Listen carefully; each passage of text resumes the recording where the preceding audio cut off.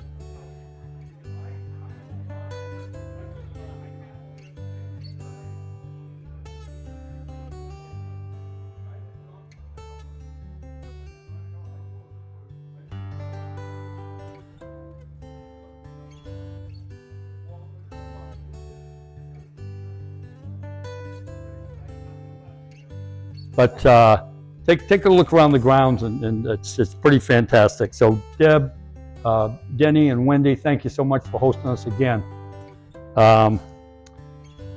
Since we met last July, unfortunately, we've lost 3 more. In July of last year, we lost Charlie Belisle. In October, Pete Norris. And in January, John Hewitt. So I can't keep it together, Perk. I like to just read off the names of who's passed. These are the order that they passed away.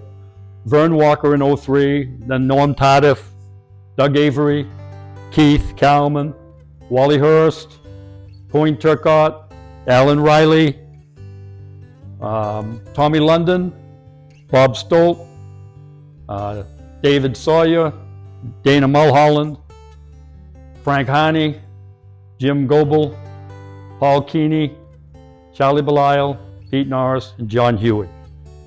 So these guys weren't just teammates, they were lifelong friends.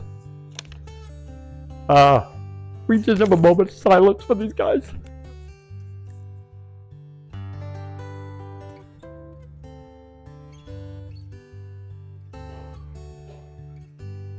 Thank you. One more thing about this board, you'll notice it's full. So if any of you guys got any ideas about checking out anytime soon, cancel it, because there's no more room. I'm not doing that anymore. Okay? This event, we started this 4 years ago, and it started with the idea of Penny and Perk and I got talking. We knew, talking to Seth, who will be here in a while. Seth is coming, the associate AD, with Jude Killey, the AD. They may do a PowerPoint demonstration if they got the hookup. But anyway, he's going to update us on all the facilities. So we knew with all the things going on that Walt was going to be honored with name with the building and whatever. So there's only the three of us knew, plus Seth and the university officials, and it was revealed that day. And so Walt got up and gave a little talk, and he made a comment that's kind of stuck with me for all this time. He was talking about some convention he'd been to, football convention, and there's some coach there that had a great program year after year. And one of the members of the media asked him, he said, how's your team going to be? And the response was, ask me in 25 years. So why is that pertinent? I've heard, and all these guys have heard over the years, well, you only had 50 guys on that team. You only, in the offensive line, didn't even average 190. You had a starting guard that was 158 pounds, dripping wet with equipment on, knocking down a 245-pound UMass Bob Mears, pulling and taking him down. How'd you guys ever win a game? And I used to say, think about it, and I go, well, you know, we had four great players. And Stump, help me out there. Correct me if I'm wrong, wherever Stump is. Stump, what do they say in baseball? You want to start a team, or you want to have a great team, you better be what? Strong up the middle? Is that right? Catcher? Most of the time. Catcher, shortstop, center field. And I thought that's kind of unusual, because I looked at this the same way. Dick Devaney, quarterback, All-American quarterback. Right behind him, Frank Harney, tailback, All New England, first team. Other side of the line, John Hewitt. We all know John, Broncos, the whole 9 yards. And behind him, and also the other running back, arguably the best athlete in the team, Paul Keeney. Strong up the middle, and the rest of us, what did we do? Did our job. And filled in. Now, that doesn't diminish, there were a lot of other great players here, but it just always struck me that that's the way it was. So you look around the room, 25 years later or 50 years later, it all makes sense. Because the same qualities, if you don't know all these guys, we have doctors, we have lawyers, we've got generals, we've got school administrators, we've got incredible businessmen, teachers. I'm leaving somebody out, but you get the drift. If you go through these guys and these guys that have passed, it's unbelievable the careers that they had. And why were their careers so great? And how does that pertain to Maine football? Because what they did in their careers was the same thing. Heart, competitiveness, never giving up, drive, and that's what carried this team. And it was a true team with some great players and the rest around them doing their job. I remember as a sophomore, I was fortunate enough, I was playing nose guard. Keith was hurt, so Walt moved me over the nose guard. Probably the third quarter, hadn't been making a tackle. I might have been on half of a tackle. I came back to the huddle and I'm ranting. Vern, big Vern, Nellie, we're going to argue with Vern, were we? No. So Vern says, what's the matter with you? I said, I'm not making any tackles. he got right in my face. Keep in mind, it was 55, 60 years ago. He got in my face and he said, "It's not your job to make tackles. Loop into the gap between the center and the guard, occupy them. Hewitt and Hurst will make the tackles." And then the finger. 55 years, 60 years before Bill Belichick ever uttered the phrase, "Do your job." Now okay, Vern, okay. But I'm still a little reluctant going to the team, the film room on Monday. You remember that room? I don't know if Walt's going to see it the same way Vern did. Well, great loop, great whatever. So what did I learn that day? It wasn't about how many tackles you made. It wasn't how many touchdown passes you caught. It's doing your job, because your job was important to the whole thing as everybody else was. It carried my coaching career, my gymnastics career, and the rest of my life. And I'm so grateful at that age to have learned that from Walt and Vern.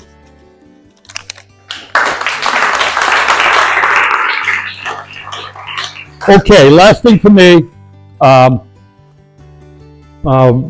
Ron and Perk going to say something. Penny's got a few remarks. Denny, I don't know if you would like to say anything. But and then what we want to do after that, and then we'll let you go and get the food cooking. We want a picture with everybody that's here. Picture everybody that's on the telephone one day, and I said, "Geez, we ought to get Walt up because he was moving down to Portland area." I said, "We ought to get it together, just get a little room, have a bunch of guys there, and so on." And it sort of morphed into this, which thanks to Dennis and Wendy and so on. The other thing I'd like to personally thank, not only Walter, the start that we got at University of Maine. Woody Carbo, I think, is still alive, right, Walter? And he gave us, I think, our class a great start. Randy, Westy, Jack Butterfield. And in this day and age, you look at the coaching staffs and about 35 guys on them. And these guys did it with 4 people. And I, for one, am indebted to Walter and the rest of the coaching staff at the university. It was a great experience. They taught us a lot. Again, thanks to Dennis and Wendy for entertaining us up here. Thank you for everybody to come. 2 years ago, we made a great decision, started having the women come, which really has added a lot. And thank you for coming.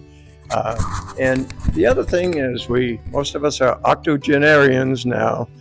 You got to get out. You got to, there are some people, "Oh, I don't know if I can do it. I don't know." I've got friends that don't come out of their damn house. And thanks to you people, we've had great friends, and you know what great friends do for you. And to come out and be with all you guys and women, it's a tremendous thing. So again, thank you everyone for coming. We've had some new people. There are a couple that Dawn and I have talked about. We'd twist their arm if they'd show up, but they don't, but that's okay. But we've got cell phones, not to say we can't give them a call today. But anyway, Perk, Dawn, thank you very much. Dawn's been tremendous. This is, you give a good lineman a job to do it, they'll do it. And he did it. So, Perk, you next. Thank you. I don't really need this to be here. Everything I say today is I haven't written down a thing, but a couple of things really strike me. First of all, looking around 60 years later and seeing a lot of the same faces 60 years later. Now, I mentioned 4 years ago we started coming here, but I was looking back through. This may be the last one, although if the 70th, right? Where's Wade? The 70th, we might try for this. You just wear your shirt, man. And that reminds me on the cake. Now the cake, I had a special lady to make this cake, and all I told her, 60th reunion of the Tangerine Bowl, University of Maine. Walter, I did not tell her to put that number on the helmet. Walter does not believe me, but it's the truth.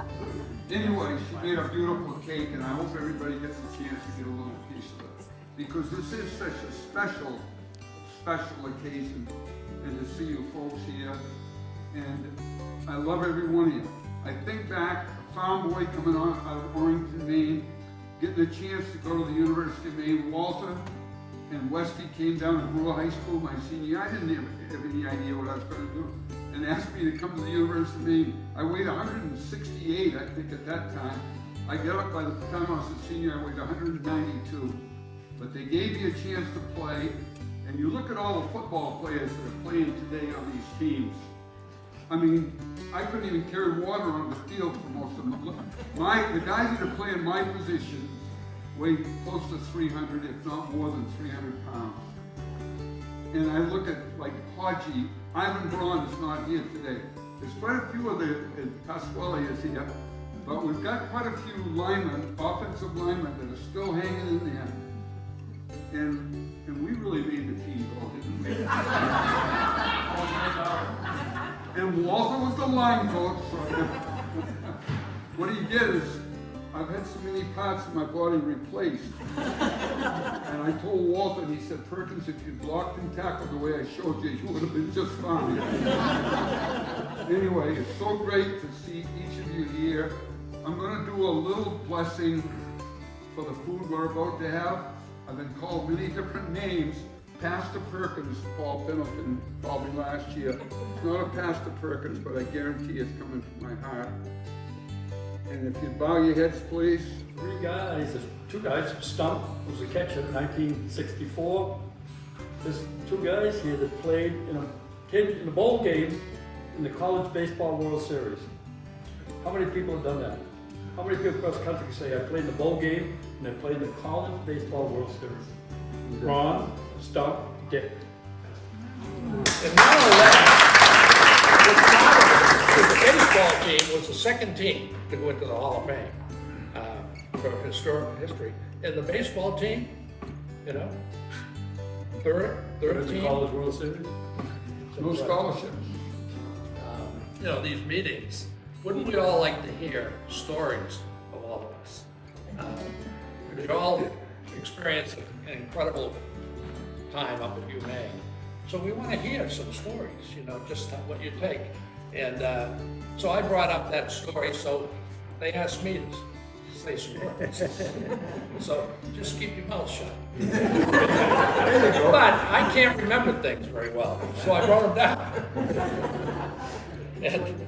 But remember, this is one of the quietest guys on the team back then. Well, what's interesting, this all started with Jerry wanted me to say grace, okay? Now it's a story, and he already said grace. Well, that happens, I guess, at our age. We're trying to put things together. But bear with me. I like the idea of giving grace. I love the Lord, and I like to thank Him for His provisions. That's for sure. But I need to read it. It's really hard to off the cuff. But you know, I just said here we are, 60 years. It is 60 years, 65, exactly 60 years. Wow. And not only do we have so many of you here, which is incredible, we're going to have the athletic director, Seth's here. I assume that. He's here, I brought him. Yeah. I mean, 60 years and we're still enjoying it. And we have a lot to share. So thank you each for being here. But, I want to add something. You know, I don't know if you noticed, and it's not uncommon today. When you watch a game on TV, the stars of the game, the coaches, I think it's incredible how they give the glory to God. And it's a very consistent thing. And I certainly give the glory to God for my life and what has gone on and just the opportunity I had here at the University of Maine. But as Jerry just said, I was a quiet and shy kid, very shy, very quiet, from a blue-collar town outside of Boston, and I was not college material at all going to the University of Maine. I was a second grade level reader going into college, and I played 2 sports for 4 years at Maine, and no scholarships. And I was wondering if there were reparations in the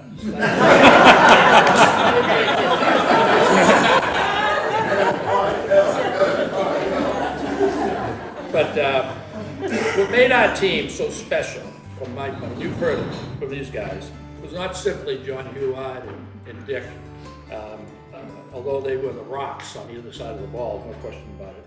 But it was incredible chemistry and the responsible role each of us held to. And I think we all know that now.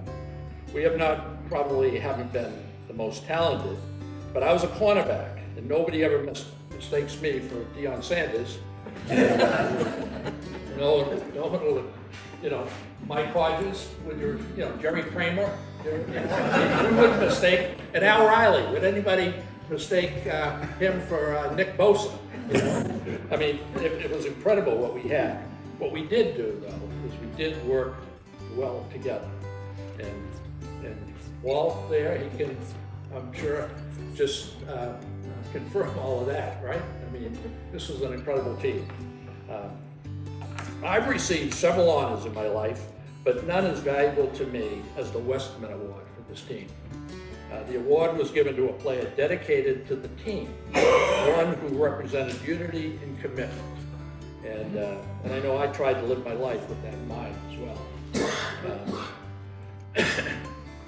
I learned a lot about, God's desire to restore our relationship with Him forever.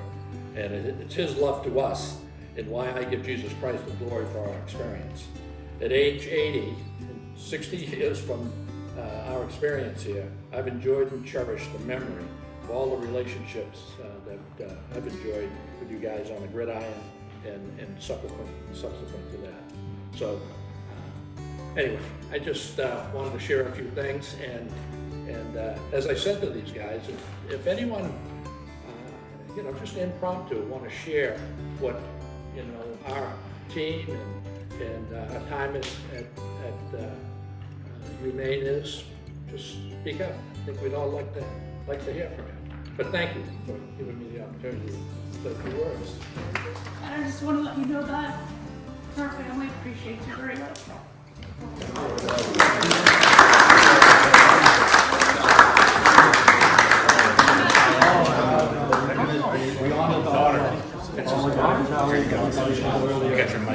So Helen is here, John's wife, and Jane Mulholland was coming, but I think she got caught up in something, so.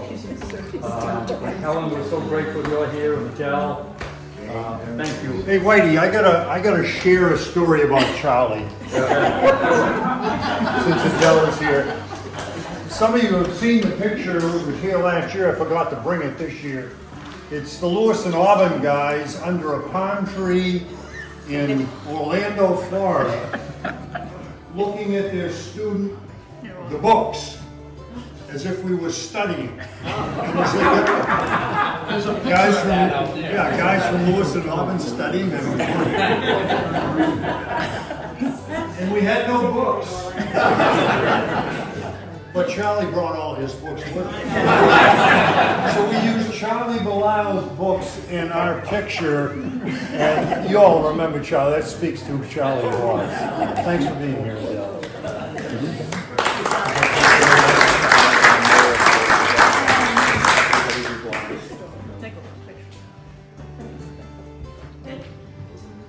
Can I say something?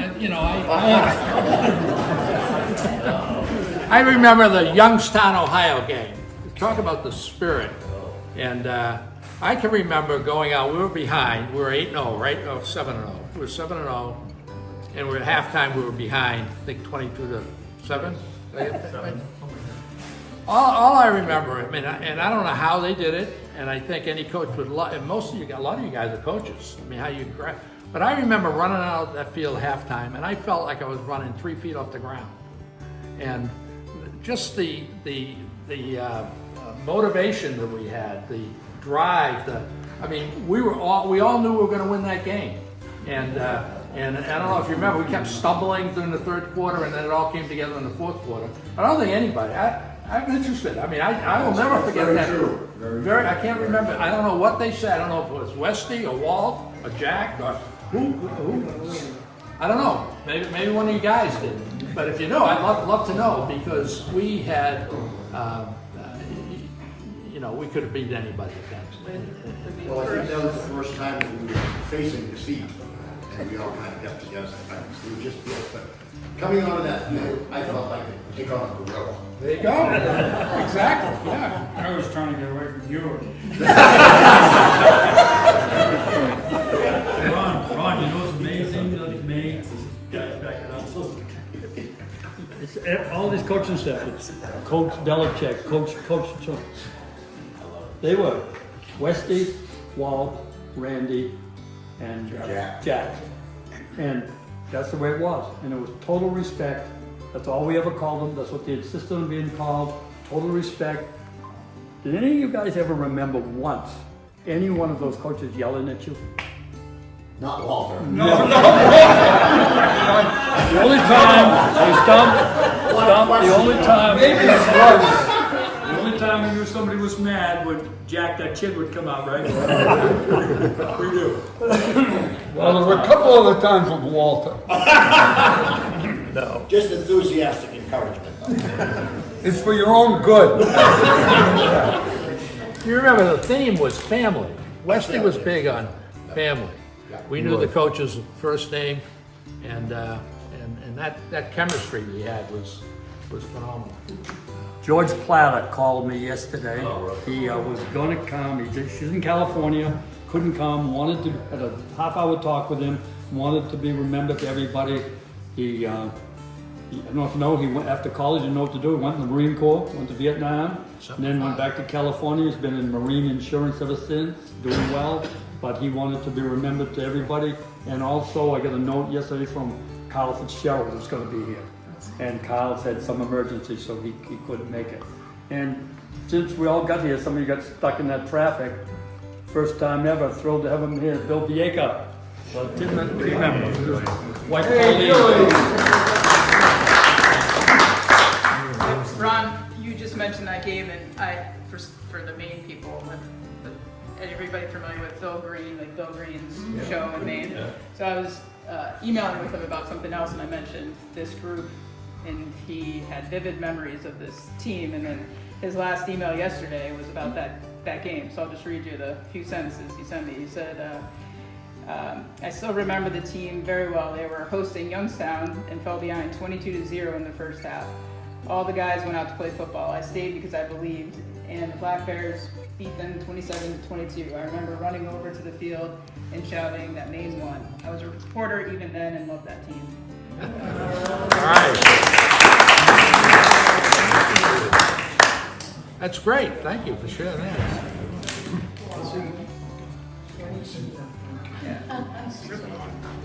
How we're gonna call games, what we're gonna be prepared for in situations. You know, how we get into third and short, right? We're not gonna have negative plays. How we get in the best position to move the football and win games. And I think they're doing a great job. You know, there's a lot of games. You know, there's a lot different. You guys all know that, but these kids will be back on campus in July. They were here all spring, and the strength and conditioning is a huge component now. They're getting bigger, stronger, faster, and that's what we got to do to compete. So that helps. Yep. Hey Jerry, can I add two things real quick? So one thing about the current team is they had a 3.0 GPA this spring. The entire team did. That's a massive haul for 100 guys. It really is. You know, one of the players that had a 4.0. Weren't you guys like 3.9? 3.8? Okay. Seth was a cumulative. Oh, Cume. They probably were close. Before we go to eat, Whitey has asked me to announce, please remember the tip jar to help pay for some of the food. It's up on the counter if you didn't know where it was. I thought that was for NIL money. We were actually Keep an eye on this guy, he's dipping into it. Well, the other thing I was going to say real quick just about Seth that I should have mentioned before, and Walt, you probably know this, I know that you don't necessarily want anything named after you. From the time that I started my job at the University of Maine until we got out of the car, he's been pushing for this to happen. And I know he asked a lot of you to support, and a lot of you did that, but I think it's really important that you know that he's not been quiet about this and about guaranteeing to make this happen. His word is on the line, and that means a lot. You know, so I just want to make sure that you all hear that from me, is that he's been banging the drum to get this thing done and named after Walt and move it forward. So again, just from a credibility standpoint, you know, he can't say it, but it's true. I can, but he's really been beating this hard to make it happen. So I just want to be able to say that. Depends how Wall Street is that.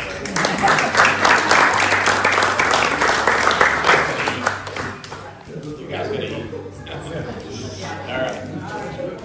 We'll be short, but I don't want to get in the way of football guys in lunch. So. You know, First of all, I just want to say we have a hidden agenda here today. Where's Dennis and Wendy? Are they here? Are they right in front, Dennis? We're here, the university we're here to make an offer on your property. Jude and I picked Jude up. We talked to the president this morning. We want to offer lifetime season tickets and 50% off concessions. But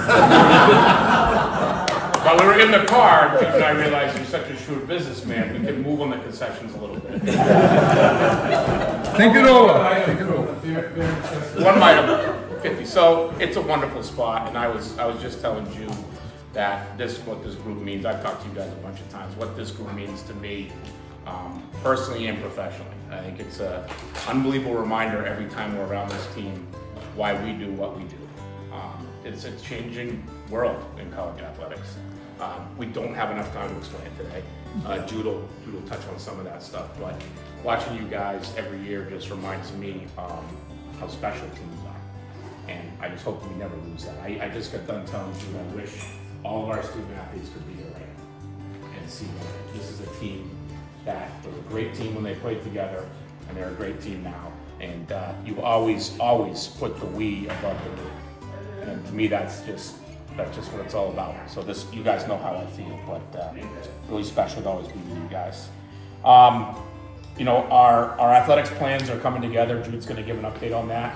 I'm going to stick around after with Jude and show you. I have the rendering, a couple of blueprints here to show you the things we're doing, so you can actually picture where things are going to be. So we'll talk about that a little bit.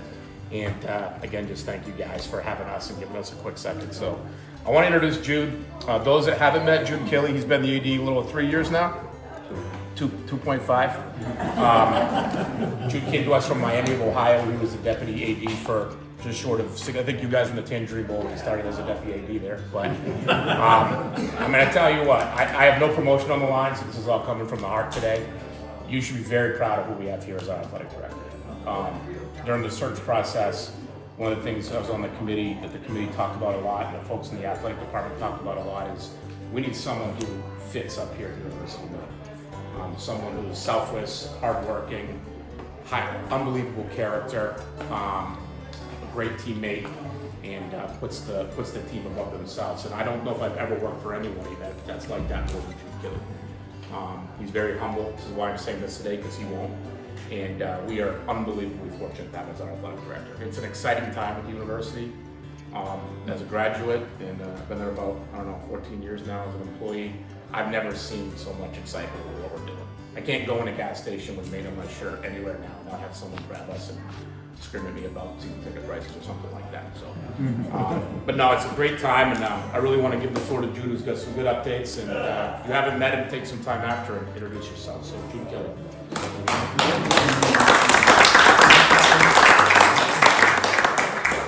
Thank you, Seth. I speak quietly and I speak quickly, so if there's a problem, just raise your hand and let me know. First of all, Today he's Mike. At least they can take me quietly. Yeah, good. Thank you to Dennis and Wendy for allowing us to come today for hosting this group. It's really awesome that you're doing that. Okay, got it. Thank you, Jerry. Always coaching, I like it. But really appreciate the opportunity to be here with you. I wanted to cover a couple things, right? So first and foremost, going back to where Seth started, talking about this team and this group. So some of you who are closer than others to it, last year at the university in the athletic department, we came out with our mission, vision, and values. And our mission is to develop champions with integrity, right? Which is what this group is, right? And our vision is to be one of the top 5 Division I athletic programs in Greater New England. And our values are integrity, accountability, toughness, and excellence. So we can point to this group for our student athletes and to say, this is what you aspire to be. So thank you to all of you. I'd like to give yourselves a round of applause. Thank you. It's always great to have a standard, right? And you all set the standard. A couple other things happening departmentally. I know Seth mentioned the plans. That's obviously a big focus for us right now. $208 million in facilities. The Alphon Foundation, we're so lucky to have them and fortunate to have them, have gifted us $170 million. There's a $38 million match. Seth has raised about $30 million so far, so we're getting closer and closer on that. Part of what we want to talk about as it relates to the facilities is there's a lot of moving parts Hockey, Sean Walsh Center, Alfond Arena is going to open with the renovations. Actually in October, we just announced earlier this week when the season starts, that'll be open. Soccer and track will be open later this fall as well. And then we're in the middle of working on Morse Arena, the basketball arena. The good news as a football person, right, is that that's going to house our football operations, and it's also going to house a much larger weight room that'll be for men's and women's basketball and also for football. And then we're going to have larger sports medicine. The reason why I want to bring up the weight room piece specifically is I know a lot of you have been generous enough to support these projects already, and I know a lot of you have done that in a recognition and support of Walt Abbott. And our plan and intention is to name that new strength conditioning area that will face the football field prominently after Walt.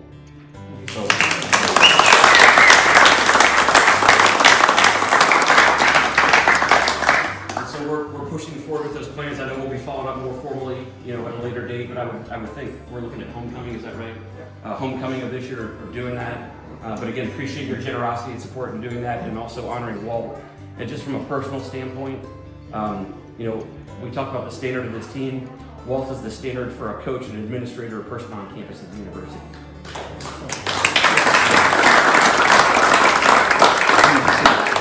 Walt, I did want to let you know that I did listen to you. I heard there's 1 and 2 t-shirt weather in Maine. I actually have 2 t-shirts on today, which doesn't bode well for me. But certainly, I do appreciate you, Walt. I'm so glad to have your presence. The one thing I was really disappointed about today was nobody told me that Stump Merrill was going to be here. I almost turned around when I saw him, when I came in. Smart man. It's good to see you, Stump. I appreciate you. So yeah, we're happy to answer any questions on anything you have today. And I want to go back to Seth for a minute and then just have one closing comment. Seth is unbelievable at his job. He's the glue to our department. Yep.